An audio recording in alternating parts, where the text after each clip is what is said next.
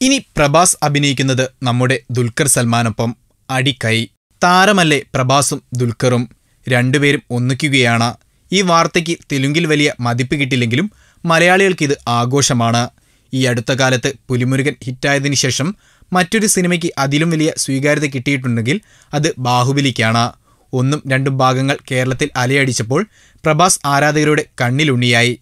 ഏറ്റവും മൂല്യമുള്ള സിനിമാ നടനായി മാറാനും ബാഹുബലിയിലൂടെ പ്രഭാസിനായി. അതുകൊണ്ട് തന്നെ താരത്തിന്റെ ആ താരമൂല്യം വിറ്റ് കാശാക്കാൻ പരസ്യ കമ്പനികൾ നെട്ടോട്ടമോടുകയാണ്. ഒരു പ്രമുഖ മൊബൈൽ കമ്പനിയുടെ പരസ്യത്തിന്റെ ബ്രാൻഡ് അംബാസഡറാണ് പ്രഭാസ്. അതേ കമ്പനിയുടെ കേരളത്തിലെ ബ്രാൻഡ് അംബാസഡർ ദുൽഖർ സൽമാനും. ഇനി പ്രഭാസിനെയും ദുൽഖറിനെയും ഒന്നിപ്പിച്ച് പല പരസ്യങ്ങളും ഒരുക്കുകയാണ് ഈ പ്രമുഖ മൊബൈൽ കമ്പനി. എന്തായാലും വാർത്ത വന്നപ്പോൾ തന്നെ DQSന്റെ ആരാധകർ ആനന്ദ നൃത്തം ആടിത്തുടങ്ങിയിട്ടുണ്ട്. ആ പരസ്യത്തിന്റെ അലയൊലികൾ ഇനി തരംഗമാകാൻ കുറച്ച് ദിവസങ്ങൾ മതിയെന്നാണ് മൊബൈൽ കമ്പനിയുടെ അണിയർ പ്രവർത്തകർ പറയുന്നത്. ശേഷം പ്രഭാസും ദുൽഖറും ഒന്നിക്കുന്ന ഒരു ചിത്രം കൂടി നമുക്ക് പ്രതീക്ഷിക്കാം.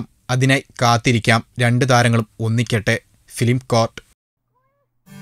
ഞങ്ങളുടെ അഭ്യർത്ഥന മാനിച്ച് സബ്സ്ക്രൈബ് ചെയ്തവർ 1,00,000 കവിഞ്ഞിരിക്കുന്നു. നിങ്ങൾ വൈകിയോ? എങ്കിൽ ഉടൻ സബ്സ്ക്രൈബ് ചെയ്യൂ. Film court.